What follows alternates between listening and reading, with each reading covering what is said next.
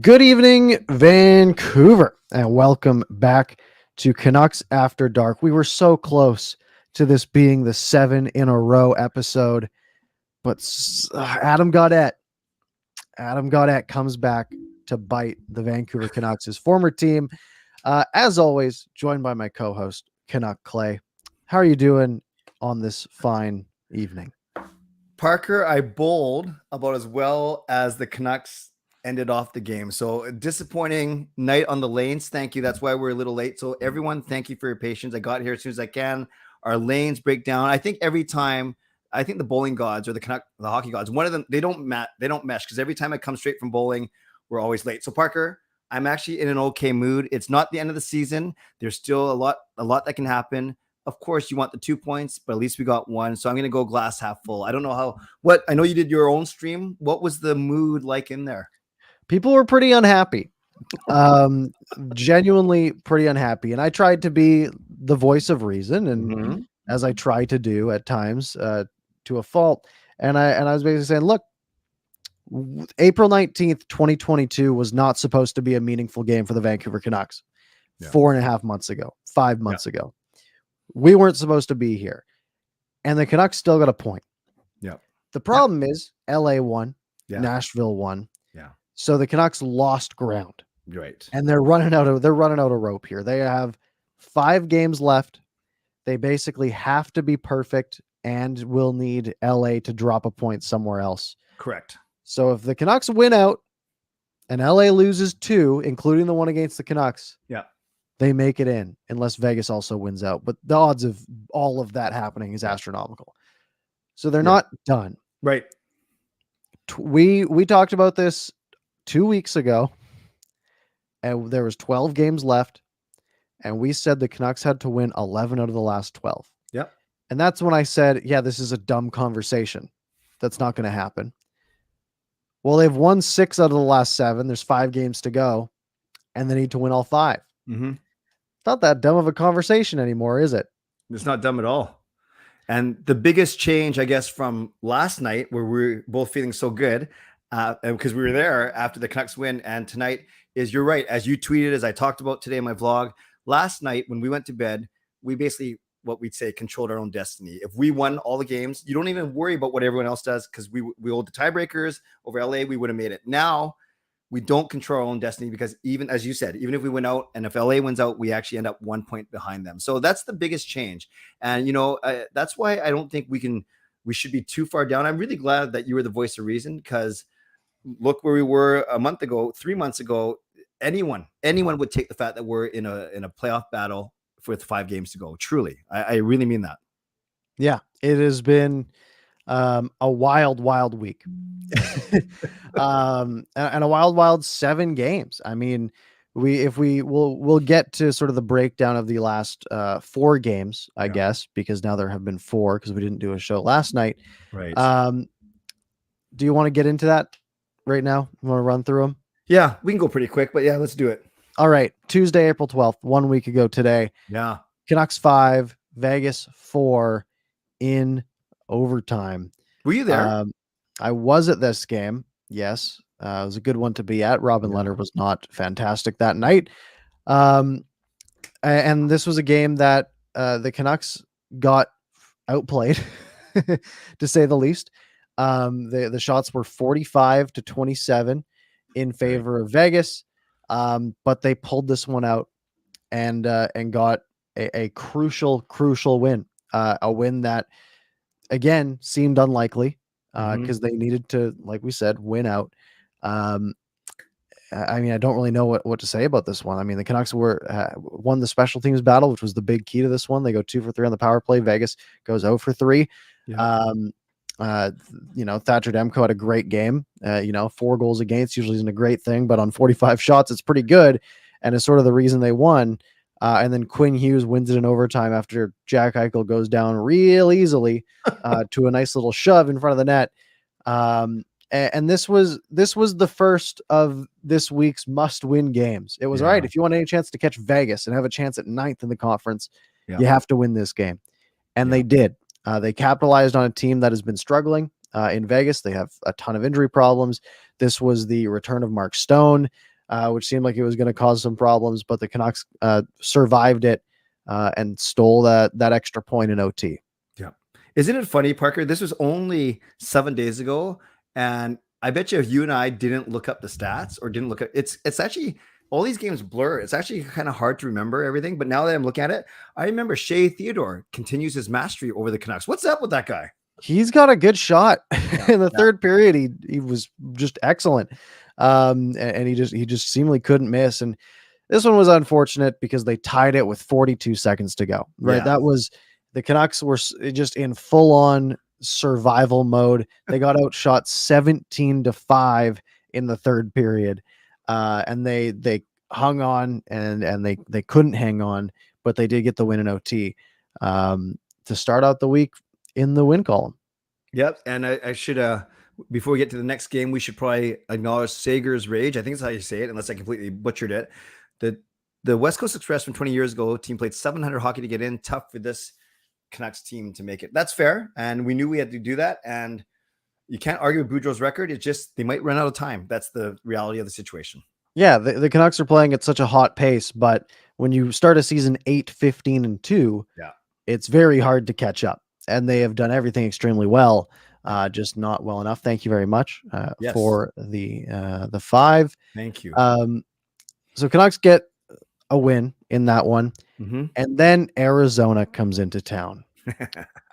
And oh boy, Vejmelka starts this game for Arizona and he just gets lit up. 6 goals on 22 shots for him.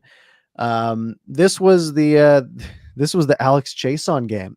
2 goals for Alex Chason in this one. Sheldon Dries gets on the board. Elias Pettersson scores. Podkolzin had 2 as well. Just absolute dominance in this one from the Vancouver Canucks. And speaking of dominance, it's funny we didn't mention his name because you mentioned the goal scorers. 5 straight wins. How about 5 points for JT Miller? Yeah, he just completely owned the Arizona Coyotes. And the crazy thing is it's 5 assists, no goals for Miller, who has now 30 on the season. And he just racked up assist after assist. Keep in mind, 4 of those were first assists, right? Only 1 secondary assist in that game for him. He has been, he's absolutely phenomenal. Again, special teams, 3 for 4 on the power play. They do allow 1 for 2 by Arizona. The only goal they scored, which was Andrew Ladd. But this is a game where that belief started to kick in a little bit. They only allowed 22 shots. They only had 27 and they scored 7 goals.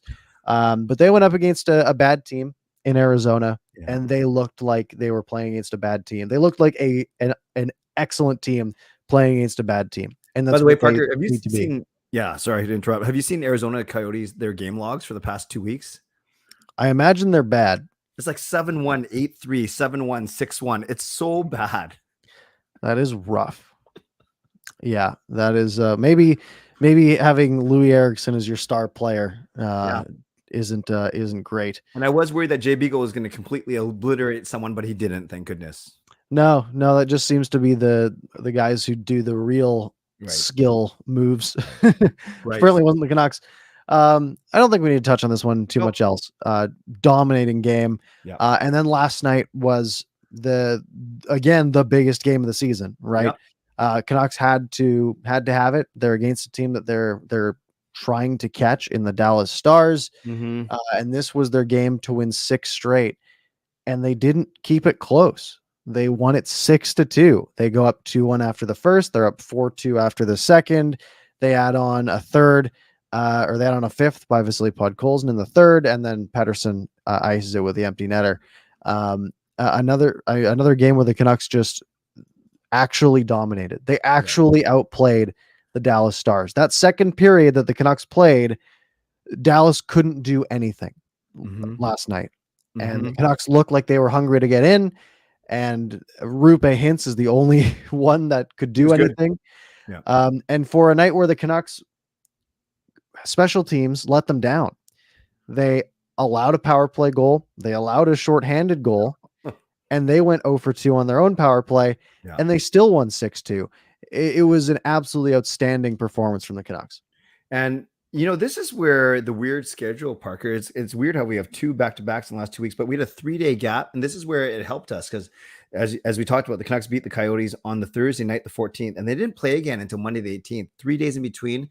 So while you lost Horvat, which is a huge blow, minutes, leadership, face-offs, scoring, all those things, those extra days allowed both Besser and Highmore to get back. And Besser was awesome. He had 3 points, along with Pettersson's 3 points, along with Dickinson, who was crazy against his old team, 3 points. Highmore was hustling. So, that's one thing. Although you lose, you're still missing Horvat and Hoglander and Pearson. At least you get Besser and Highmore back.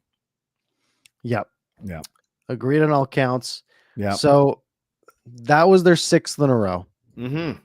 We come into this game where the Canucks have a chance to make it 7. Yeah. And they don't. I'm gonna pull up the old game log here, just so I have everything. Yeah, and you're gonna have to carry me for the next couple minutes, Parker, as you usually do. But this one, Tuesday night, obviously, I was bowling, hence the nice shirt. So I only had it on again with no sound. I saw all the goals, I saw all the plays, but you're gonna have to tell me about Halak's injury. You're gonna have to tell me what happened. Yeah, well, the Canucks came out hot. They opened the scoring on the power play. First 2 minutes, JT Miller gets his 30th of the season. Quinn Hughes adds an assist. Halak made a really big save in the first period, sort of stacked the pads, hugging the post on Stützle. And then Brock Besser made it a 2-goal lead. Right as the power play expired, effectively a power play goal because the player wasn't back in the play yet. Really good play from Brad Hunt to make it 2-0. And then in the second period, Halak doesn't come out. Demko does. Wow. It looked like they showed a replay that at the end of the first period, it looked like sort of a scramble in front. Looked maybe like Halak got sort of slashed in the hand by someone jamming for the puck.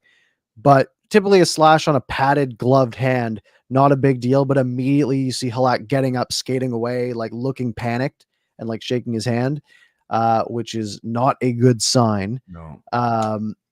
So Demko comes out, and this is the night after he played on a back-to-back, and he's apparently been sick. And there was like video of him throwing up in the bench or on the bench during last night's game. So it's scary. Formanton scores. This one he just absolutely, or this isn't the one he burns Luke Shen. This is the one that he tipped from the point shot. Yeah. And then the Canucks dominate the second period. They literally dominated the second period. They didn't leave the Ottawa zone. They missed the net about 300 times. And they couldn't score, but they dominated the second period. Third period, the Sens score early. Parker Kelly, guy with my name. Parker. What a jerk. And then Formanton made it 3-2, burning Shen. Travis Hamonic gets an assist on that one, of course. Of course. And then Travis Dermott tied it off of a high stick review that went the Canucks' way for once because they called Podkolzin for a 4. He didn't actually touch him with the stick, so they narrowed it down to a 2. And the Canucks tie it. Travis Dermott to make it 3-3. And then again, the Canucks dominate the last half of the third period. Yeah. Tyler Myers puts one off the crossbar with 2 minutes to go, which would have been excellent. But the Canucks just can't score again. Overtime, the Canucks had possession the entire time. They didn't do anything with it, but literally the entire overtime period, they had the puck. And they only got 3 shots, but they were pretty high danger. Yep. And they were definitely playing the possession game, but you got to get a few more pucks on net. And then in the shootout, Miller scored. Batherson, as the 6th shooter, had to score, and he did. Yep. And then Adam Gaudette, of course, makes it a 5-4 win or a 4-3 win, for the Ottawa Senators. Wow. They only lost a point, though. Yep. So they're still kind of alive. Yeah, they got the point, and as I was watching the shootout in between shots, maybe that's why I bowled so bad, because I was obviously not focused on my bowling. I said to my son Sean, who I was bowling with, I said, who cares if Ottawa gets a point? It doesn't matter because they're not in our playoff race, but you need that extra one for sure. And the Canucks had their chances, like you said. From what I saw and from what I read on Twitter, they dominated stretches of the game, and even in the shootout, Pettersson had a chance to shut out the Senators after Miller had scored right before him. And then, so that was a missed opportunity. Yeah, that was a missed opportunity.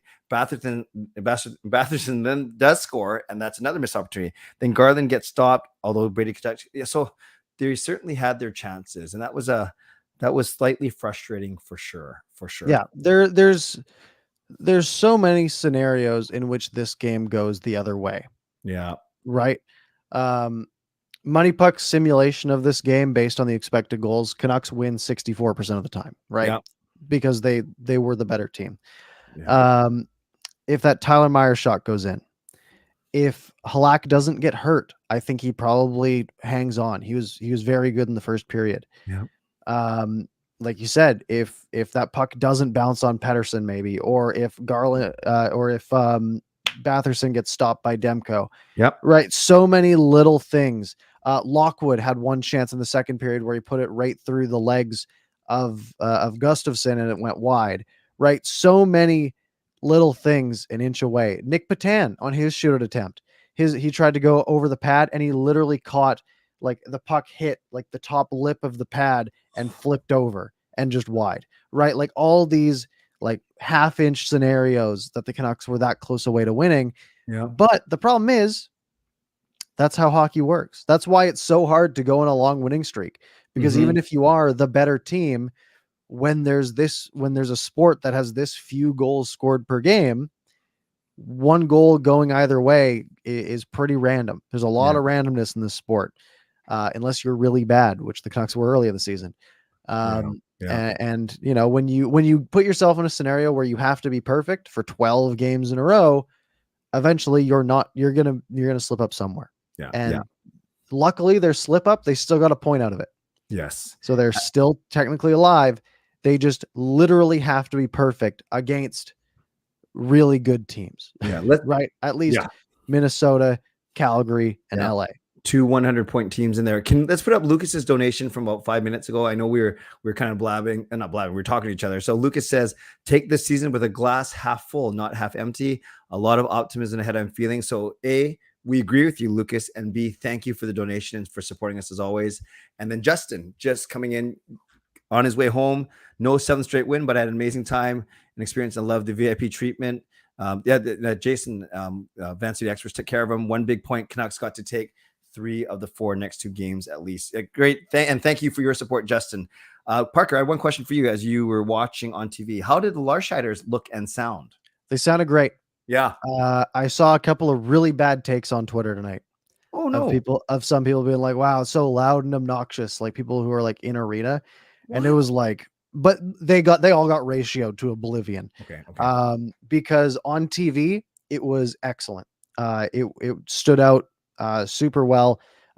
It felt like a ton of sort of electricity coming through the TV. I saw people who were in the stands, a lot of them saying that the place was absolutely buzzing. It was one of the most electric games at Rogers Arena in years. So for me, all pluses. Awesome. I'm sad I wasn't at this game because I was thinking about it, but I didn't go. Good. Justin was there. He said it was amazing in the lower bowl. Justin, that's awesome to hear. That's great. Yeah. So definitely A+ on that regard. Just unfortunate they couldn't close it out. But man, they got close.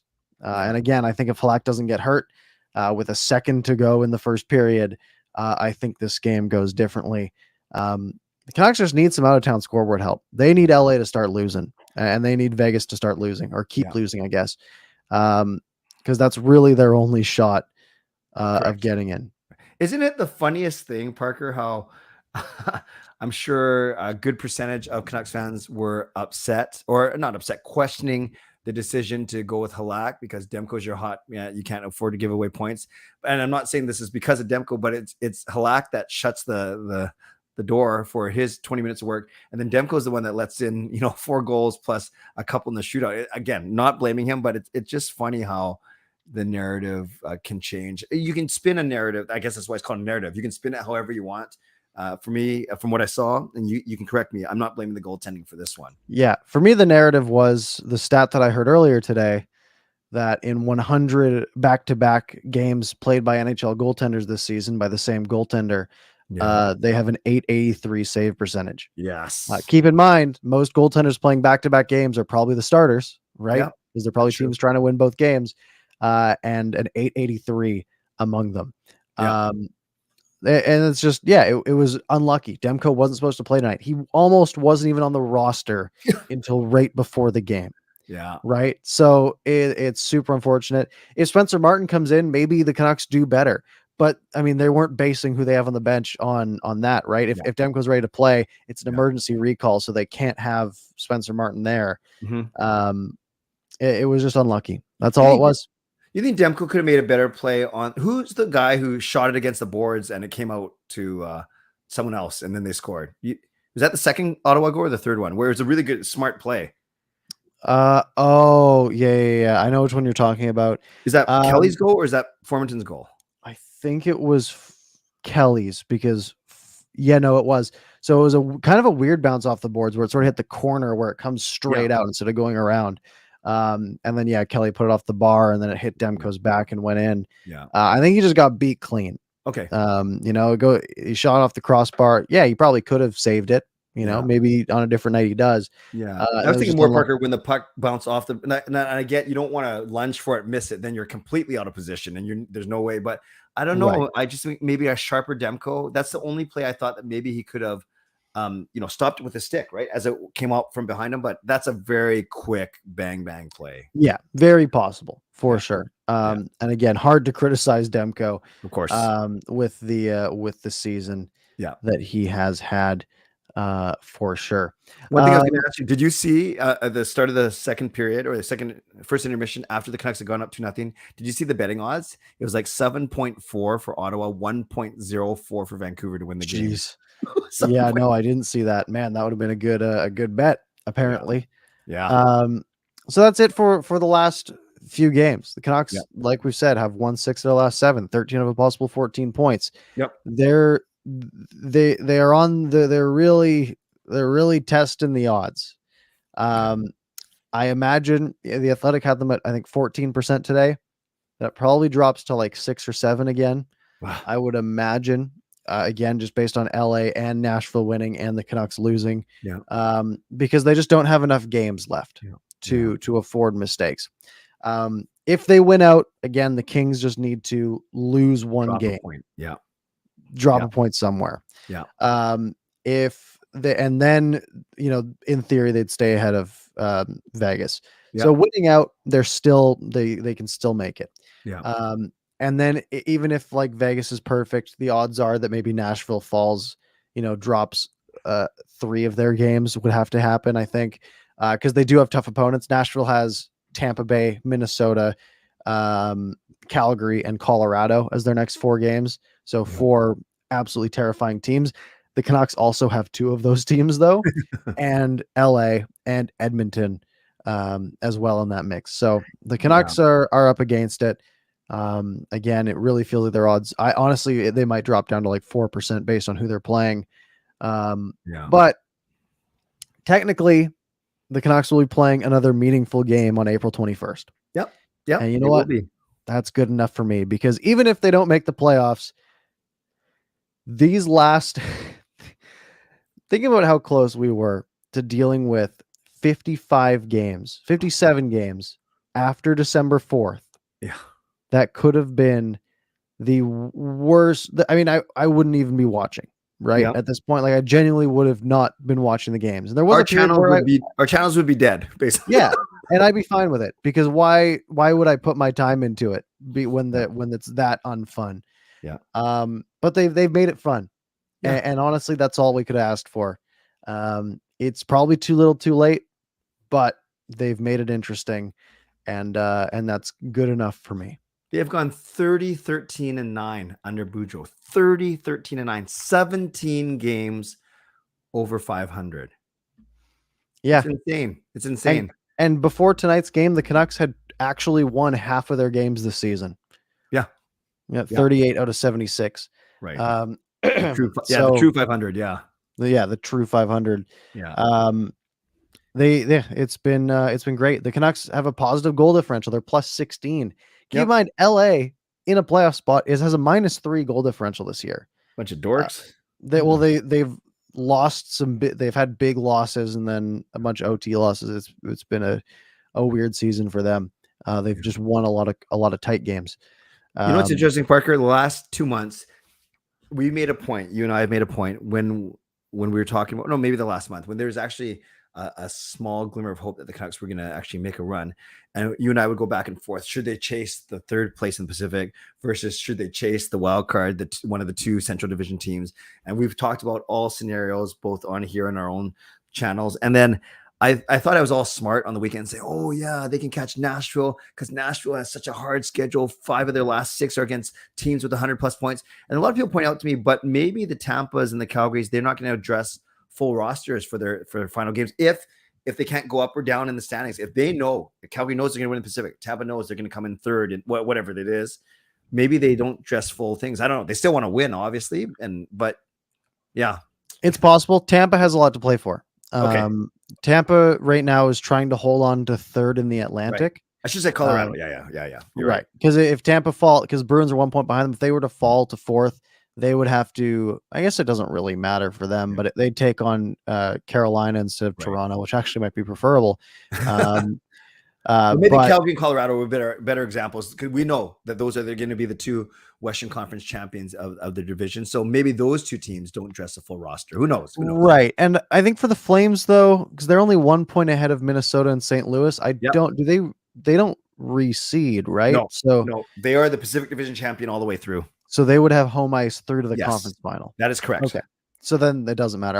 I was wondering if it would go to second and Central, be ahead if they have more points. But if that's the case, then yeah, they don't have much to play for except pride, right? Yep. Although if Edmonton won out and Calgary lost all our games, then Edmonton would pass them. But that's it. Yeah. Yeah. Parker, so before we talk about some other stuff, I'm just wondering, you and I were both at that game. We didn't get a chance to see each other hang out, but we were both at the game. How were you feeling? Like I was strutting out of the arena last night. Like, yeah, the Canucks will control their and actually it was because of your tweet. I'm glad you tweeted it because I didn't even think about that because I was just thinking, oh, now we can catch. I think I was the first to tweet that, by the way. I was looking, I saw a lot of people tweet it after the game, but I tweeted it in the third. I'm giving you props, man. I'm giving you props. But I felt good walking on that game. I actually felt I felt really good. I felt really good walking out of the game, and then I dropped my bubbly that they gave me. And then I was really sad. No, I left a few minutes early because I was on the opposite side and I hate when the sky turns crowded. So if it's a blowout, I'll get out a couple minutes early. And I know that's illegal, but I don't like being on the crowded train. Yeah, that's fair. So I got on the train and I dropped my bubbly on the ground and it got a hole the size of a pinprick in it while it was still closed and sprayed everywhere. So it wasn't a perfect night, but I was feeling really good about the team. Yeah. If that was your question. That was my question. Indeed. Okay. Okay. Yeah. I just want them to make it so our shows in May will be awesome, and maybe even early June would be awesome. It would be a lot more fun. I am dreading about 2 weeks from now. Yeah. And just sort of, it's been a really cool run, and I don't want to go another 6 months without hockey. Me too. I'm with you. But is what we've been dealing with for the past 8 years, basically, barring the one. Yeah. And what's one more? Yeah. We're used to it. But I love what you're saying there, Parker. And I know we didn't even get a chance because I was so late. We didn't even get a chance to talk about what we're going to talk about. But this is important. I think we're expressing what fans are feeling. There's a reason why we get so excited when the Canucks have a chance to make the playoffs is because, they've done it twice in the past 8 years. 2015 against Calgary. And then the bubble, which is, it's still playoffs, but it's just a weird playoffs, but twice in 8 years. So no wonder any glimmer of hope, any faint opportunity, no wonder we're excited. No wonder both of us are strutting around last night, all feeling good, thinking about our channels, thinking about not even that, thinking about this show, thinking about just being a Canucks fan. And then we live and die with this team. And yes, we want to stay optimistic. But that's why a game like tonight hurts so much because on paper, you think you're going to win this. And then we're thinking, oh, man, we are past Vegas in the standings. We are right back on LA and we're controlling our own destiny. So that's the biggest change. I know we talked about it already, but that's why I guess it's so frustrating. But I don't blame fans if they were down on your show because that just shows us that they're very passionate. But we also have to be realistic. Exactly what you said. look at where we are compared to where we could be or should have been. And it's not over yet. And that's the other part too. Yeah. And, Mm. over the last week and over the last 2 weeks, I think we blindly bought in a little bit and for good reason, because what else were we supposed to do? We see, I've seen a lot of people online like, okay, well, the odds are super slim. And I've been that guy where it's Yep. like, okay, well, and I said it 2 weeks ago, I'm like, they have to win 11 of their next 12. Like, Yep. why are we doing this? Why are we thinking that they have a chance? Right. It's silly because the Yep. odds are outstandingly slim. Yes. But you can, sort of sit around and be like, all right, well, these games don't matter because it's super unlikely and whatever. It's Yes. a lot more fun watching every game, seeing them win, and having that glimmer of hope. It's like buying a lottery ticket. Mm-hmm. It's a terrible financial investment, but you spend $5, and for the day you get to daydream a bit. That's sort of what you're buying with that lottery ticket. You get to sit around and be like, what if I did win $50 million? Yeah. That would be cool. I could have a big house, and I could have Canucks season tickets in the front row, and all this other stuff.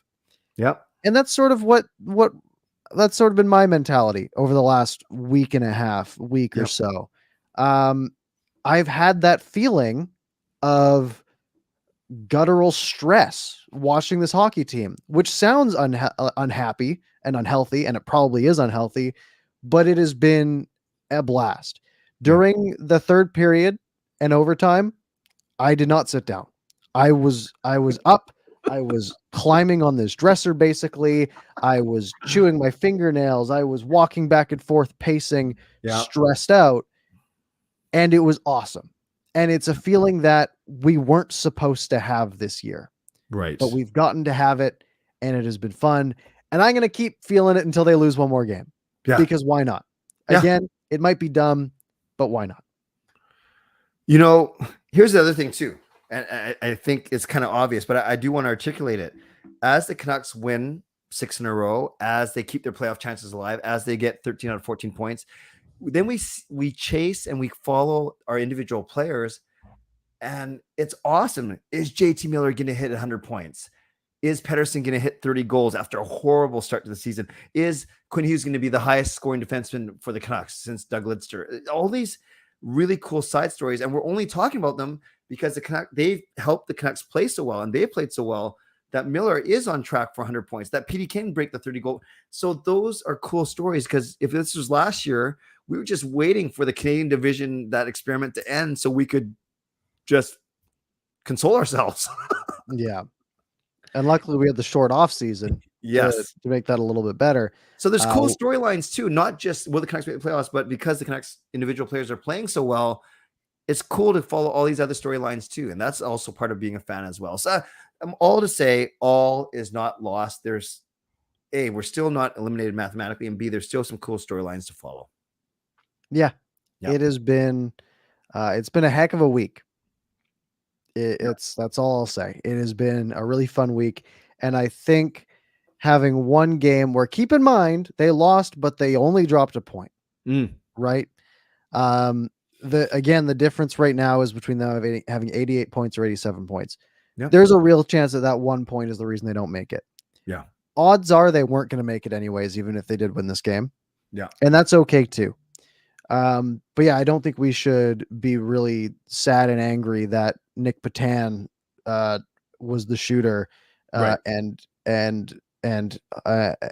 Tyler Myers at the crossbar, and Demko didn't stop Batherson's shootout shot, because at the end of the day, it probably isn't the reason they're not going to make it. Right.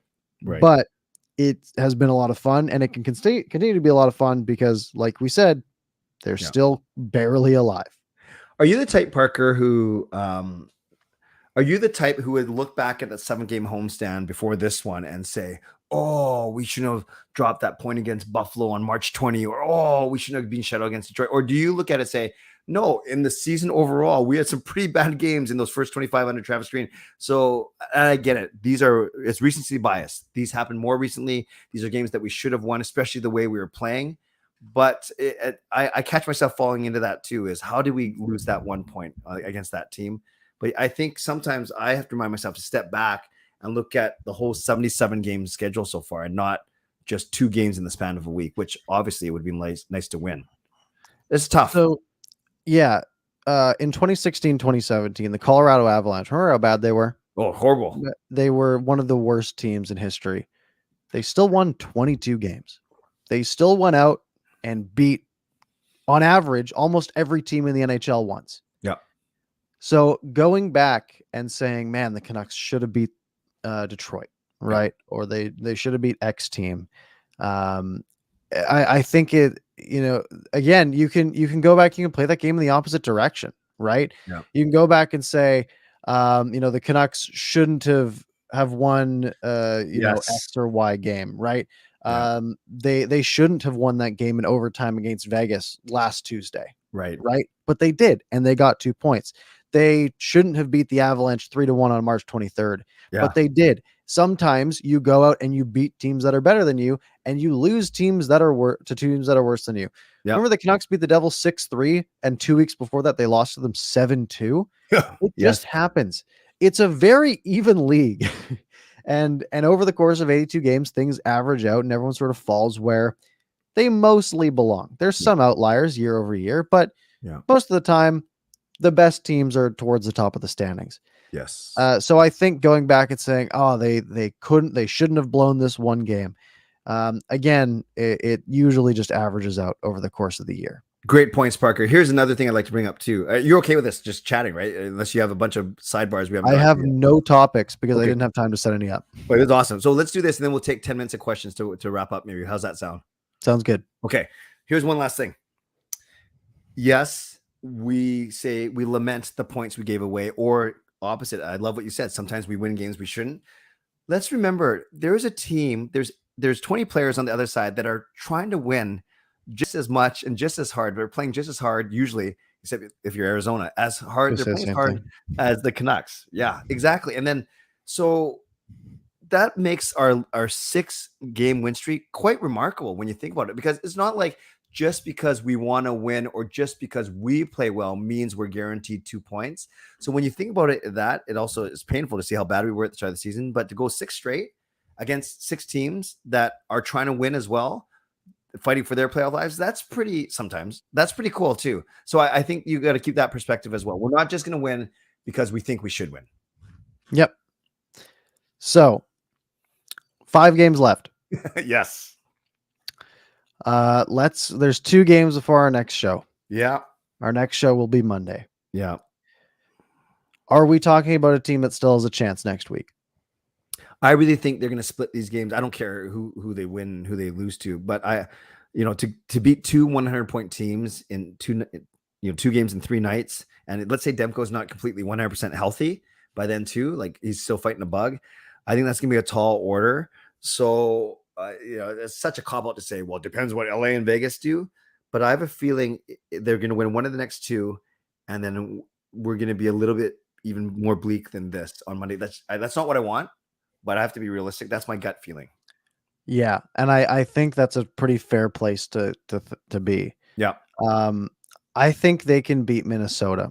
Problem is Minnesota's got goaltending right now that is really good, right? They're literally just rotating Talbot and Fleury each game. It's all right. Talbot gets one, Fleury gets the next. Talbot gets one, Fleury gets the next.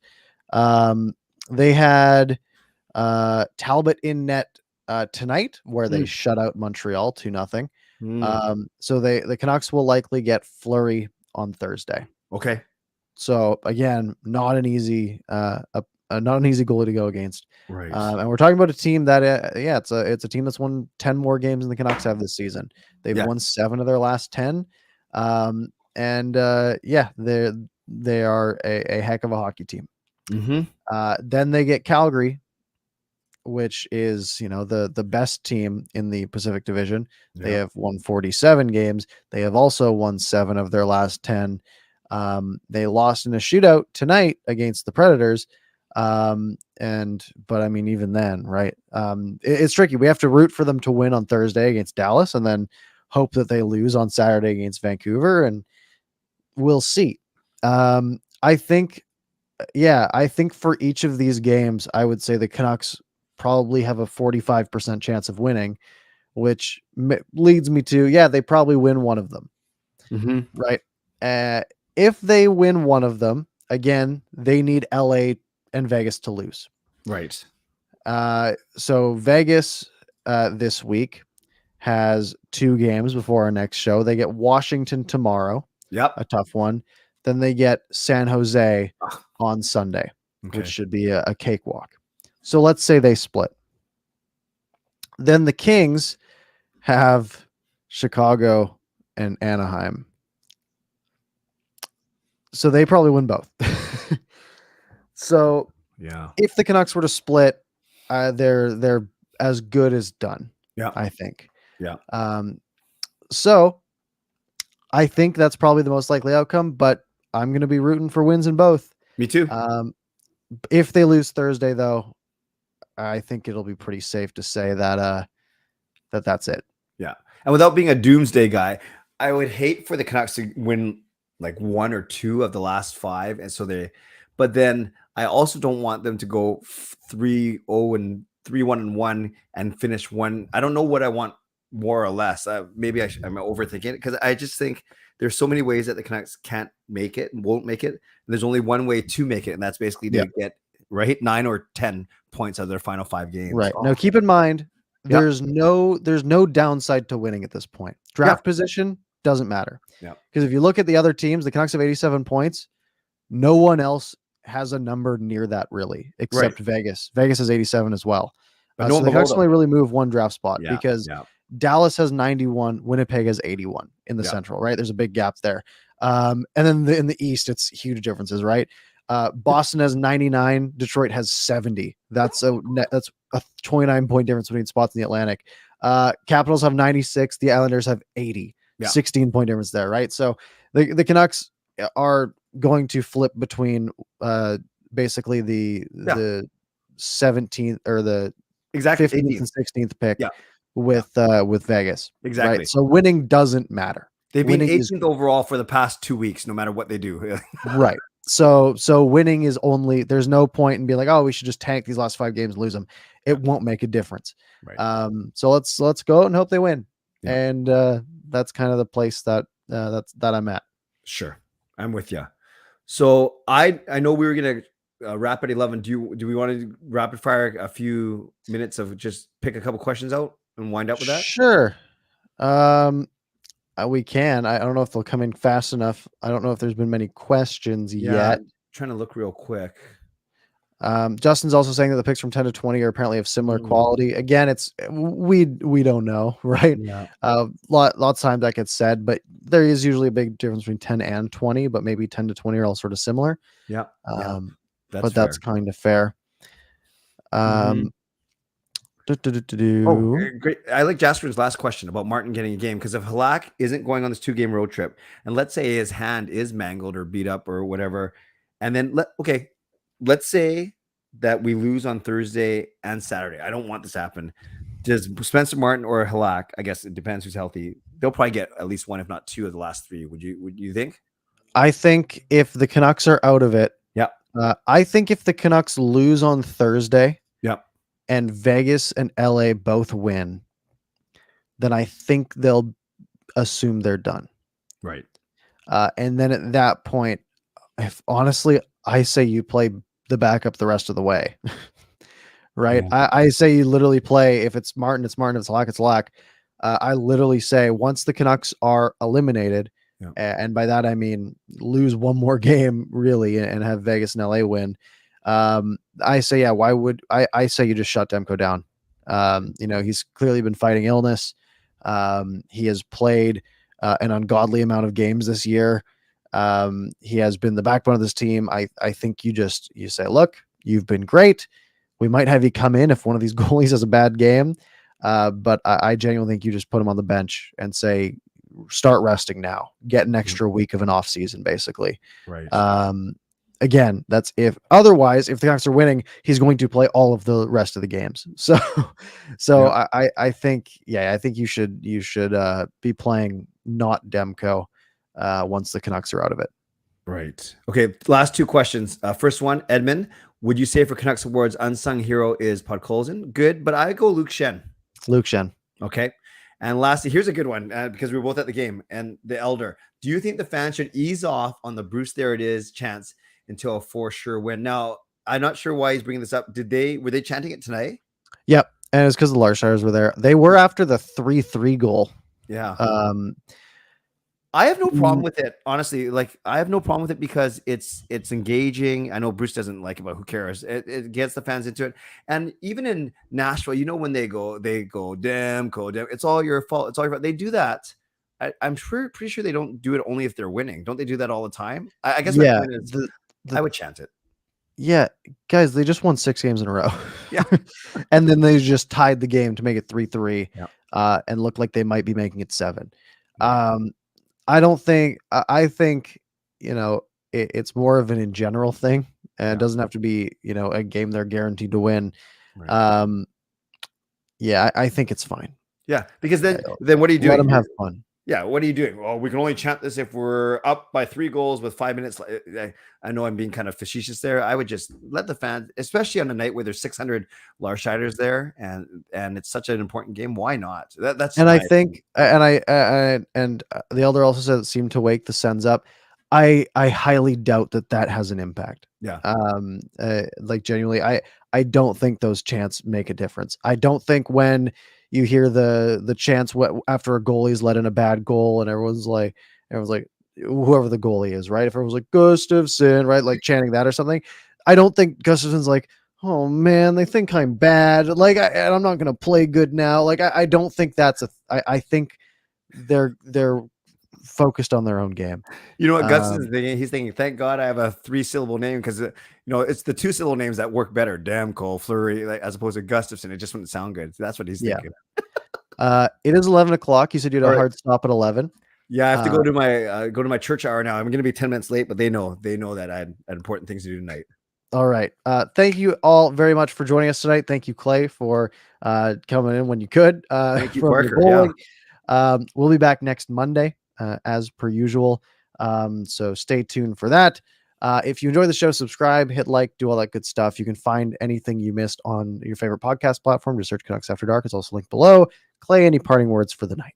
Keep the hope alive, Canucks fans. We are not out of it. Well, it depends what you want to happen, but we're going to have a much better idea, obviously, after the next 2 games, because we only have 5 games left. Oh, thank you, Captain Obvious. Yeah. Sounds good. All right. Thank you all very much. Again, hopefully 5 more games. They got to be perfect 5 more times. It's not impossible. It's just improbable. Have a good night, everyone, and we'll talk to you later.